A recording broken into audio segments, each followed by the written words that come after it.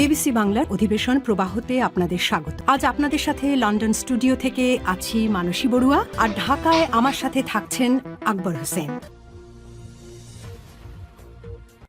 বাংলাদেশের সর্বশেষ গুরুত্বপূর্ণ আপডেট সংবাদ আপনাকে স্বাগত। শুরুতেই সংবাদ শিরোনাম, পরে বিস্তারিত। প্রথমেই জানাবো আমাদের হাতে থাকা সর্বশেষ গুরুত্বপূর্ণ সবথেকে তাজা আপডেট সংবাদ। আমি দোসরদের সঙ্গে বিএনপির আঁতাত নেই বললেন রুহুল কবির রিজভী। আওয়ামী লীগের দোসরদের সঙ্গে বিএনপির কোনো আঁতাত নেই। এসব দোসরেরা খোলস পাল্টাতে না পারলেও তাদের ব্যাপারে নেতাকর্মীদের সতর্ক থাকতে হবে বলে হুঁশিয়ারি দিয়েছেন তিনি। এরপর জানাবো পাচারের অর্থ ফেরাতে বিশ্বব্যাংকের সহায়তা চাইলেন ড মোহাম্মদ ইউনূস। জাতিসংঘের সাধারণ পরিষদের ৮০তম অধিবেশনে যোগ দিতে যুক্তরাষ্ট্র সফর করছেন প্রধান উপদেষ্টা ড মোহাম্মদ ইউনূস। সফরের দ্বিতীয় দিন তার সঙ্গে বিশ্ব নেতাদের সাক্ষাৎ হয়। এছাড়াও বিশ্বব্যাংকের প্রেসিডেন্ট অজয় বাঙ্গারের সঙ্গে ড ইউনূস বৈঠক করেছেন। শেখ হাসিনার আমলে পাচার হওয়া $240 বিলিয়ন তিনি ফেরত পেতে ড মোহাম্মদ ইউনূস বিশ্বব্যাংকের কাছে সহায়তা চেয়েছেন। এদিকে রাজধানীতে দুই গ্রুপের সংঘর্ষে একজন নিহত। রাজধানীর শেরেবাংলা থানাধীন আগারগাঁও তালতলা এলাকায় গত মঙ্গলবার ২৩শে সেপ্টেম্বর সরকারি জায়গায় দোকান বসানোকে কেন্দ্র করে দুই পক্ষের মধ্যে সংঘর্ষ হয়। এই ঘটনায় আজ ২৪শে সেপ্টেম্বর একজন নিহত হয়েছে। নিহতর নাম মোহাম্মদ বাবলু মিয়া ৪০। গুরুতর আহত অবস্থায় তিনি হাসপাতালে ভর্তি ছিলেন। এবারে জানাবো চাঁপাইনবাবগঞ্জ সীমানা দিয়ে ১৯ জন ভারতীয়কে বাংলাদেশে পুশিন করল ভারতীয় সীমান্তরক্ষী বাহিনী বিএসএফ। চাঁপাইনবাবগঞ্জের ভোলাহাটের চানশিকারি সীমান্ত দিয়ে ১৯ জনকে পুশিন করেছে ভারতীয় সীমান্তরক্ষী বাহিনী বিএসএফ। আজ ভোর ৫টার দিকে চামুচা এবং চানশিকারি সীমান্তের মধ্যবর্তী এলাকা দিয়ে ভারতের ১১৯ ব্যাটালিয়নের কাঞ্চানটার বিএসএফ সদস্যরা তাদের পুশিন করে আটক ১৯ জনের মধ্যে ১০ জন পুরুষ এবং ৬ জন নারী, ৩ জন শিশু রয়েছে। এবং সর্বশেষ জানাবো রাবিতে শাটডাউন ৭ দিনের জন্য স্থগিত। রাজশাহী বিশ্ববিদ্যালয় শাটডাউন ৭ দিনের জন্য স্থগিত করেছে কর্মকর্তা কর্মচারীরা। এই সিদ্ধান্তের কথা জানান রাবি অফিসার্স সমিতির সভাপতি মুক্তার হোসেন। তিনি জানান, কর্মবিরতি প্রত্যাহারের জন্য বিশ্ববিদ্যালয় প্রশাসনের পক্ষ থেকে আহ্বান জানানো হয়েছিল। এ বিষয়ে নিজেদের মধ্যে আলোচনা করে তারা এই কর্মসূচি প্রত্যাহার করেছে। তিনি আরও জানান, প্রশাসনের অনুরোধে আমরা আজ দুপুর থেকে কর্মকর্তা কর্মচারীদের শাটডাউন কর্মসূচি স্থগিত করছি। দাবি আদায় না হলে ৭ দিন পরে আবারও কর্মসূচিতে ফেরত যাব। প্রিয় দর্শক, এতক্ষণ শুনছিলেন সংবাদ শিরোনাম, এবারে বিস্তারিত। তবে তার আগে বন্ধুরা অনুরোধ থাকবে এই সংবাদটিতে একটি লাইক দিন। এই চ্যানেলে আপনি নতুন হয়ে থাকলে আমাদের সংবাদটি দেখতে দেখতে চ্যানেলটি সাবস্ক্রাইব করে রাখুন। কমেন্ট করে বন্ধুরা আপনার মূল্যবান মতামত জানিয়ে দিন আপনি বিশ্বের কোন দেশ থেকে বা বাংলাদেশের কোন স্থান থেকে আমাদের সংবাদটি দেখছেন এবং শুনছেন। আর বন্ধুরা এই সংবাদটি দেখতে দেখতে কমেন্টের মাধ্যমে জানিয়ে দিন আপনি কোন দেশ থেকে বা বাংলাদেশের কোন জায়গা থেকে আমাদের সঙ্গে কানেক্টেড রয়েছেন। এবারে বিস্তারিত। আওয়ামী লীগের দোসরদের সঙ্গে বিএনপির কোনো আঁতাত নেই বললেন রুহুল কবির রিজভী। আওয়ামী লীগের দোসরদের সঙ্গে বিএনপির কোনো আঁতাত নেই। এসব দোসরেরা খোলস পাল্টাতে না পারলেও তাদের ব্যাপারে নেতাকর্মীদের সতর্ক থাকতে হবে। আজ নবনির্বাচিত পিরোজপুর জেলা বিএনপির নেতাদের নিয়ে শহীদ রাষ্ট্রপতি জিয়াউর রহমানের সমাধিতে শ্রদ্ধা জানাতে গিয়ে সব কথা বলেছেন রুহুল কবির রিজভী।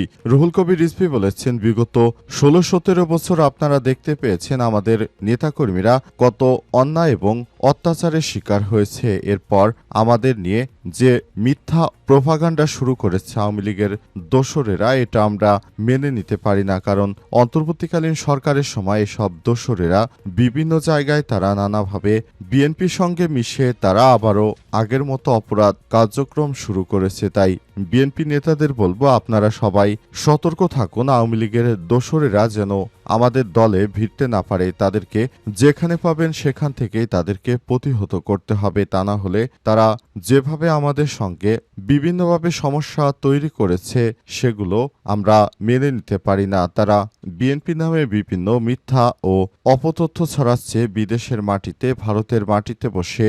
এসব কিন্তু বিএনপিকে ভাঙার জন্য গভীর ষড়যন্ত্র। এসব ষড়যন্ত্র অবশ্যই আমাদেরকে মোকাবিলা করতে হবে। পাচারের অর্থ ফেরাতে বিশ্বব্যাংকের সহায়তা চাইলেন ডক্টর ইউনূস।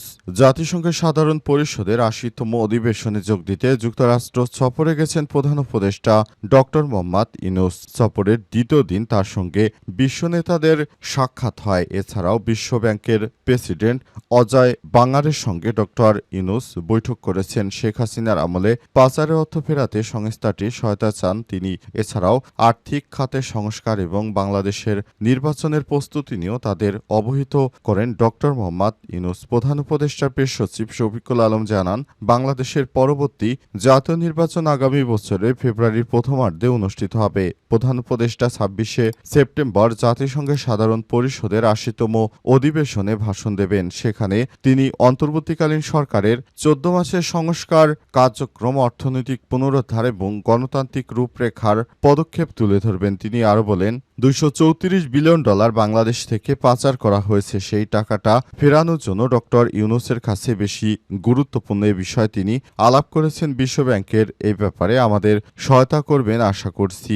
সাইডলাইনে বিশ্ব বাণিজ্য সংস্থা, ওয়ার্ল্ড ট্রেড অর্গানাইজেশন WTO এর মহাপরিচালক এনগোজি ওকোনজো ওয়েলফেয়ারের সঙ্গে সাক্ষাৎ করেন সরকার প্রধানের সময়। স্বল্পোন্নত দেশ এবং এসব দেশ থেকে উন্নয়নশীল দেশে উত্তরণে ডব্লিউটির পূর্ণ সমর্থন চান ডক্টর মোহাম্মদ ইউনূস। প্রেস সচিব আরও জানান, বাংলাদেশের ২০২৬ সালের শেষ দিকে এলডিসি থেকে উন্নয়নশীল দেশে উত্তরণ হওয়ার কথা রয়েছে, যদিও ব্যবসায়ীরা এ বিষয়ে পেছনের কথা বলছেন। প্রধান উপদেষ্টা সেটি বিবেচনায় রেখে ডব্লিউটির মহাপরিচালককে বলেন, এলডিসি থেকে উত্তরণের পর অনেক দেশ বাণিজ্য সুবিধা হারানোর কারণে ক্ষতিগ্রস্ত হয়েছে। বাংলাদেশ যেন একই সমস্যার সম্মুখীন না হয় সেজন্য ডব্লিউটির কার্যকর উদ্যোগ জরুরি। তিনি আসন্ন মন্ত্রিপর্যায়ে বৈঠকে এ বিষয়ে অর্থবহ সিদ্ধান্ত গ্রহণের জন্য আহ্বান জানান।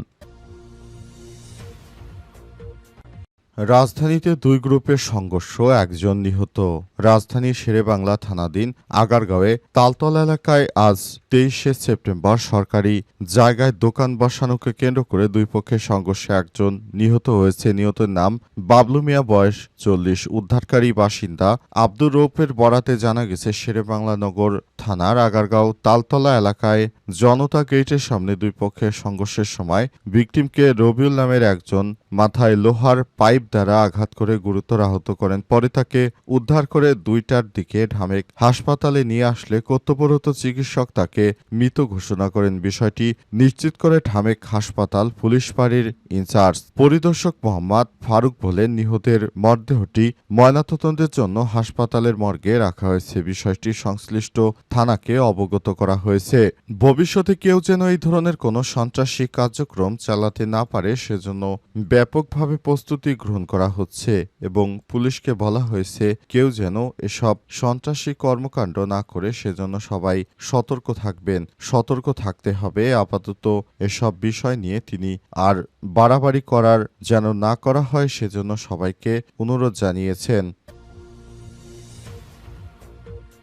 চাঁপাইনবাবগঞ্জ সীমান্ত দিয়ে ১৯ জনকে পুশকিন বিএসএফের। চাঁপাইনবাবগঞ্জের ভোলাহাটের চানশিকারি সীমান্ত দিয়ে ১৯ জনকে পুশিন করেছে ভারতীয় সীমান্তরক্ষী বাহিনী বিএসএফ। আজ ভোর ৫টার দিকে চামুচা এবং চানশিকারি সীমান্তের মধ্যবর্তী এলাকা দিয়ে ভারতের ১১৯ ব্যাটালিয়নের কানচান্টার বিএসএফ সদস্যরা তাদের পুশিন করে। আটক ১৯ জনের মধ্যে ১০ জন পুরুষ, ৬ জন নারী এবং ৩ জন শিশু রয়েছে। পরে চানশিকারি এবং চামুচা বিওপির টহল দল তাদের বাংলাদেশের অভ্যন্তরে আটক করে। চাঁপাইনবাবগঞ্জ ৫৯ বিজিবির অধিনায়ক এক প্রেস বিজ্ঞপ্তিতে গণমাধ্যমকে এই তথ্য নিশ্চিত করেন। ৫৯ বিজিবির অধিনায়ক লেফটেন্যান্ট কর্নেল গোলাম কিবরিয়া জানান, আটককৃতদের প্রাথমিক জিজ্ঞাসাবাদে জানা গেছে তারা সবাই বাংলাদেশি নাগরিক। আটককৃতদের মধ্যে ১০ জন পুরুষ, ৬ জন নারী, ৩ জন শিশু রয়েছে।